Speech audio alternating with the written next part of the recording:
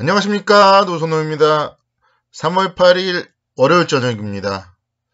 오늘은 코스피 지수가 좀 올라야 될 자리에서 오르지 못하면서 좀 오늘 저녁 때 봤을 때 개인 투자자분들이 좀 많이 힘들어하는 걸 느끼는 하루인 것 같습니다. 자, 이럴 때일수록 여러분들 힘을 내서 다시 한번 내일의 투자 전략 세워보는 시간을 갖도록 하겠습니다. 지난 주말 시황에 대해서는 제가 이제 토요일날 말씀드렸고요. 고용지표 호조라던가 국채금리가 안정되면서 미국 시장이 금요일날 오후장에 좀 반등을 했던 그런 모습이 나타났습니다. 그리고 주말 동안에 1조 9천억 달러 규모의 경기부양책마저도 상원에 통과가 됐어요. 그래서 주말 동안에 사실은 모든 게 아름다워 보였습니다. 그런데 제가 여러분들께 일요일날 방송을 통해서 미리 다 말씀을 드렸죠. 알려진 호재는 호재가 아니고 미국 시장이 엄청나게 좋았지만 월요일날 오전장에 갭상승을 시작했을 때 오히려 추격 매수는 자제해야 되고 거기가 고점일 수 있겠다. 이렇게 좀 말씀을 드렸고 오늘 좀 그런 흐름이 이제 나타났다. 이렇게 말씀을 드릴 수 있겠습니다. 오늘 오전장에는 그러니까 상승 출발을 했는데 또 그게 끝이었어요. 그리고 나서 하루 종일 흘러내리는 그런 모습을 보이다가 장 막판에는 3천선마저도 붕괴하는 그런 모습을 보였습니다. 그러니까 미국의 이런 경기부양책이 오히려 또 금리 상승을 부추길 수도 있다. 그런 우려감이 부각이 되었고 실제로도 지금 보면은 미국 국채금리가 1.6%를 넘어서는 등 그런 모습을 보이고 있습니다. 그래서 미국계 선물도 하락세를 보이고 있고 수급적으로 봤을 때도 원화 약세, 원달러 환율이 상승을 하는 모습을 보이니까 외국인들이 나흘 연속 순매도를 보이고 있고 기관도 계속 순매도. 그리고 연기금이 47거래 연속으로 순매도를 보이고 있어요. 물론 연기금 같은 경우는 사실은 그래도 저는 지수 3000포인트 이상에서 순매도를 하면서 수익 실현하고 있다. 이런 부분들을 저는 사실 칭찬을 해드리고 싶거든요. 왜냐면은요, 연기금은 어쨌든 자산을 지켜야 되고 수익을 내서 우리 국민들께 국민연금을 계속 줘야 됩니다. 그렇기 때문에 상승을 했을 때, 목표 수익률이 달성을 했을 때 수익 실현을 하는 게 맞아요. 연기금이 투자를 잘못해서 우리의 노후를 준비해주지 못하면 그게 더 안 좋은 거잖아요. 그래서 연기금이 좀 보수적으로 투자를 하면서 매도를 하는 거는 저는 맞다고 생각을 해요. 이 3000포인트 시대에서는. 그렇지만 조금은 아쉬움이 있다. 이렇게 말씀을 드리겠고 시장은 지금 이제 사실은 그러니까 오늘은 올라야 되는 날인데 오히려 1% 하락을 하면서 3000선마저도 붕괴를 해버렸어요. 그래서 우리가 스포츠를 한다던가 올림픽을 한다던가 또 프로야구를 한다던가 이럴 때도 이겨야 될 경기는 이겨야 되는 거거든요. 그래서 사실 코스피도 올라야 될 자리에서는 올라야 돼요. 근데 오늘 오르지 못했던 부분이 있기 때문에 좀 그 부분이 더 시장에 대해서는 우려스럽다. 이렇게 좀 말씀드리겠습니다. 지수는 지금 오늘 그래서 이제 딱 61선까지 왔고요. 근데 지금 미 국채금리의 상승이라던가 이런 거를 봤을 때 조금 더 빠질 수도 있지 않을까 그렇게 생각이 됩니다. 그래서 만약에 조금 더 빠진다면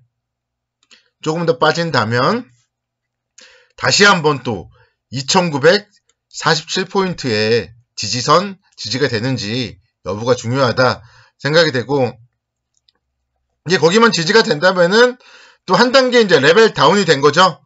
3000선 계속 지지하다가 한 단계 레벨 다운이 된 박스권 움직임은 계속 이어질 수 있다.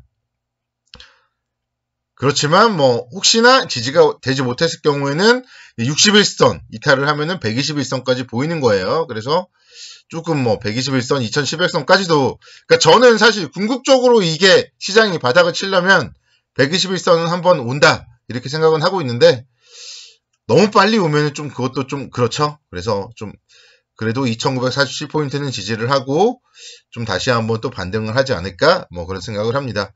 특히 이제 이번 주 목요일 날이 선물 옵션 동시 만기일이에요. 그래서 사실 여기서 엄청난 하락을 해버리면은 하방에 베팅한 투자자분들이 또 수익을 많이 내잖아요.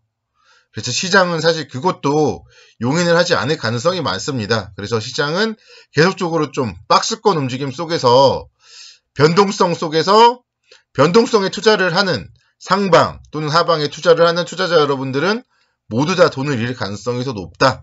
저는 그렇게 생각을 하고 있어요. 그래서 만약에 내일 엄청나게 또 떨어진다면 그거는 또 단기적으로 봤을 때는 기술적 반등의 좀 자리가 아닌가 그렇게 생각이 되고 일단은 시장에 대해서는 계속적으로 그래도 좀 박스권 흐름 연장선으로 대신에 레벨은 좀 다운됐다 이렇게 보고 있습니다.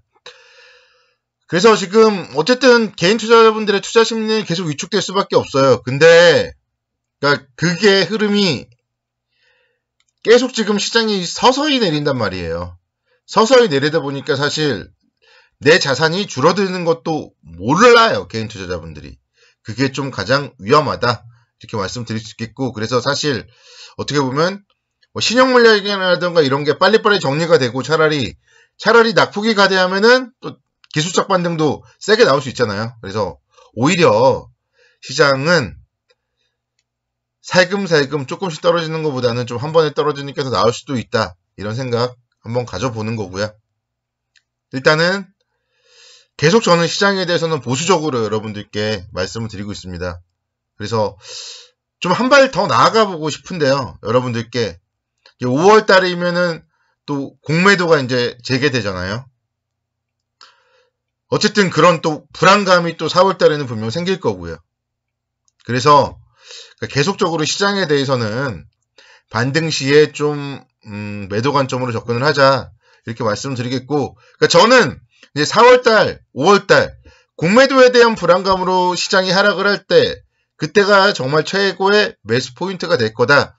저는 그렇게 생각을 하고 그때의 뭐 지수 때도 역시 마찬가지로 한 2700포인트 때 제가 계속 말씀드렸죠. 그 정도가 좀 매수 포인트가 되지 않을까 생각을 하고 있어서 계속 좀 보수적인 관점으로 말씀드립니다. 그런데 종목으로 갈게요. 종목으로. 제가 지난주 금요일 날 마감 시황을 통해서 말씀드렸던 종목들 소름이 끼치더라고요. 오늘 다 올라들어가고요. KB금융이 6.28% 상승을 했고요. 하나생명이 2.6% 상승을 했습니다. 포스코 장중에 33만 2천원대까지 상승을 했고요. 현대제철도 3.2% 상승을 했어요. 기아차도 2%대 상승을 하면서 21선까지 막 올라가요. 자, 그리고 일요일날 말씀드렸던 종목 코에패션도 오늘 장중에 3.7%까지 상승을 합니다. 그러니까 시장이 정말 이렇게 안 좋은데요. 그럼에도 불구하고 좋은 종목들, 지금의 시대에 맞는 종목들은 올라간다는 거예요. 이걸 여러분들은 잘 아셔야 됩니다. 그래서 결국은 시장보다도 중요한 건 종목이다. 이렇게 말씀드리겠습니다.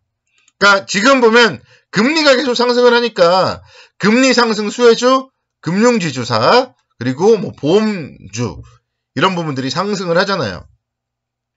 이런 시대의 트렌드를 여러분들은 잘 캐치를 하셔야 돼요. 철강주도 제가 뭐 얼마나 좋다고 연일 말씀드렸나요? 정말 포스코가 한 26만원대도 저는 계속 좋다고 말씀드렸죠. 1분기 실적 호전주, 철강주, 포스코, 현대제철 이런 종목들을 사면은요 부담이 없다고요. 그러니까 계속 떨어지면 조정시마다 사야 될 종목인 겁니다. 자동차 기아차 2.1% 상승을 했어요. 자, 이제 21선 거의 왔죠? 근데 21선을 제가 지난번에 현대제철에서 한번 설명을 해드렸는데 한 번에 돌파는 하지 못할 거예요. 그러면 한번 맞고 떨어진다. 머리에 또 헤딩을 하고 살짝 떨어지면은 조정을 받을 때 또다시 이제 살 수 있는 기회가 된다. 오늘 보면 기관 외국인 쌍끌이 매수가 유입이 되었더라고요.